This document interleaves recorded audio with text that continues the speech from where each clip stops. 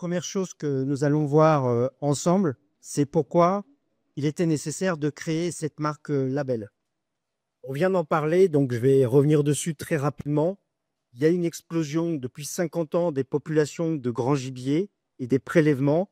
Vous voyez les chiffres derrière moi. Il y a une multiplication par 16 sur les 3 espèces sangliers, chevreuils et cervidés, et surtout par 22 sur le sanglier. Donc la question derrière, c'est que fait-on de tout ce gibier? Parallèlement à ça, eh bien, on le voit bien, et certains d'entre vous sont des spécialistes de la grande consommation, on a une évolution des attentes des consommateurs qui attendent davantage de produits sains, de produits locaux, ce qu'on appelle le locavorisme, et qui vont être très attirés par ce type de produits. Vous voyez quelques chiffres avec des intentions d'achat de l'ordre de 80%, mais, parce qu'il y a un mais, sont très attentifs au prix. Et donc, sur cette filière de viande de gibier, on sait que le prix va être très important et on aura l'occasion d'en reparler. On l'a dit, l'objectif, c'est de garantir une origine 100% française. Alors, vous allez me dire, comment fait-on? Eh bien, c'est là où la marque n'était pas suffisante. Et c'est la raison pour laquelle on développe un label privé, un label de qualité.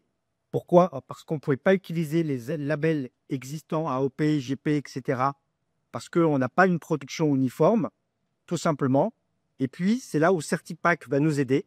Parce que Certipack va venir, en fait, à contrôler un cahier des charges qui sera suivi par les établissements de traitement du gibier. C'est l'équivalent des abattoirs pour le gibier, mais aussi par les commerces de détail. La marque, elle est aussi là pour valoriser cette viande, qui est une viande, on l'a dit, de qualité, ça va de soi, durable, avec des qualités nutritionnelles, on en reparlera, juste incroyable. Pourquoi incroyable? Très pauvre en graisse, moins de 2,5%. Très riche en protéines, plus la peine de courir, là, les sportifs, achetez vos protéines chez Decathlon. Vous avez entre 22 et 28% de taux de protéines dans cette viande. C'est juste incroyable. Et surtout, très très peu impactant sur l'environnement. On ne les nourrit pas, ce qu'a dit le président. On ne les abreuve pas. Et ça, c'est assez rare et c'est même unique. Et donc, on est de fait sur un bilan carbone qui sera extrêmement faible. Le dernier point, c'est que la marque label, elle va nous permettre de communiquer sur le gibier et on en reparlera avec un plan de communication qui est établi sur les mois à venir et années à venir. Maintenant, quel est le rôle de cette marque? Le rôle, en fait, il est à la fois pour les consommateurs et à la fois pour les professionnels. Alors, pour les consommateurs, c'est de garantir, on l'a dit là aussi, une sécurité alimentaire. Parce qu'on a l'origine du produit, sa traçabilité, et on est rassuré. Et ça, du territoire jusqu'à son assiette.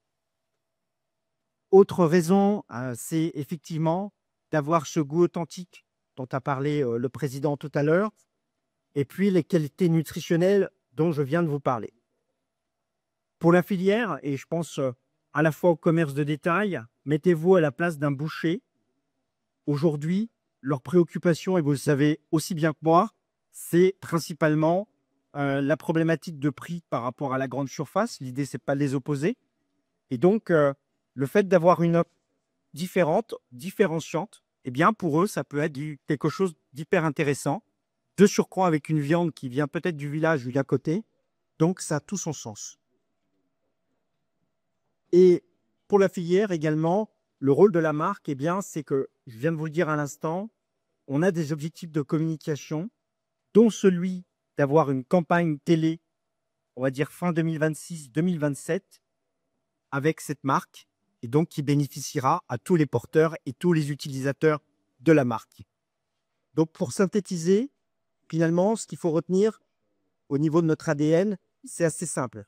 C'est une origine qui sera connue des produits, une qualité, on vient d'en parler, juste incroyable, cette proximité avec ce gibier qui vient de votre village, de la forêt d'à côté et qui n'a pas traversé un morceau de la planète comme on vient d'en parler, et puis le plaisir gustatif.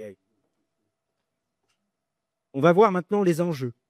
Alors les enjeux, ils sont au nombre de 4. On a d'abord des enjeux sociétaux. Sociétaux, c'est-à-dire que, là encore, on vient de vous le dire, on sait que les consommateurs sont attachés à consommer des produits locaux, avoir une démarche responsable. Et puis surtout, le président aussi en a parlé, c'est l'accessibilité en prix de cette viande. Vous allez chez nos voisins en Angleterre, chez Sainsbury, qui est une enseigne de la distribution que vous connaissez, l'équivalent de nos Carrefour et autres. Vous regardez, théorie contrôlée, et la viande de cerf 365 jours par an, et vous allez la trouver à 10 livres sterling, donc 11,50 €, excusez-moi pour les hardies. 11,50 € le kilo de viande de cerf chez Sainsbury. Voilà, on a une accessibilité prix. Je ne dis pas que c'est le bon prix. En tout cas, je dis que cette viande, elle est accessible dans ces pays. Et nous ne voulons pas faire une filière élitiste avec cette viande de gibier. Les enjeux économiques, quels sont-ils? Les enjeux économiques, c'est effectivement avoir un maillage avec des établissements de traitement du gibier, avoir un maillage avec des collecteurs de gibier. Donc, tout ça, ça se met en place avec d'autres travaux. Mais c'est aussi surtout, développer la commercialisation. Il faut retenir également une autre chose, c'est que les gens qui vont faire, les consommateurs qui vont aujourd'hui faire la course, se disent pas, tiens, je vais acheter du gibier. On doit créer le besoin. Donc, pour créer le besoin, il faut que cette viande elle soit visible. Et c'est les recettes que vous connaissez tous, hein, les fameux 4P. C'est-à-dire que le produit, il faut qu'il soit présent, au bon prix, à la bonne place, et avoir de la promotion. On ne va rien inventer. Des enjeux environnementaux, eh bien, c'est avoir une filière qui soit durable. C'est-à-dire que ces animaux, encore une fois, on ne les a pas nourris, on ne les a pas abreuvés, il n'y a pas d'impact sur l'environnement. Donc, on a un bilan qui est extrêmement favorable.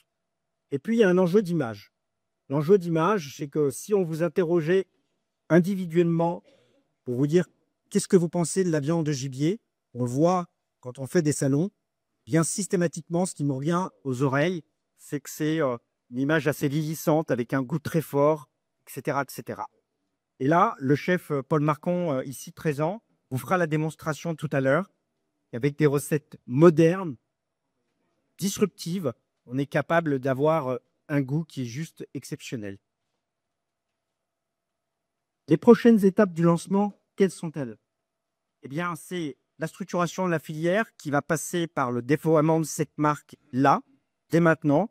Il y a une personne de Certipack, on en parlait tout à l'heure sur les prochaines étapes.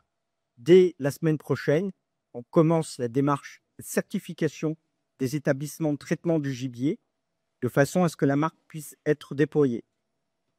On va également en parallèle participer à différents salons pour mettre en avant cette marque.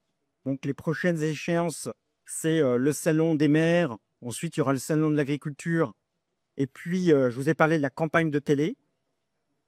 Et le dernier point important, c'est aujourd'hui, on lance un site internet dédié à cette marque de gibier, sur lequel vous allez retrouver tous les éléments dont on est en train de se parler ce matin, plus des idées de recettes. Et puis ce site, eh bien, il va s'enrichir au jour le jour.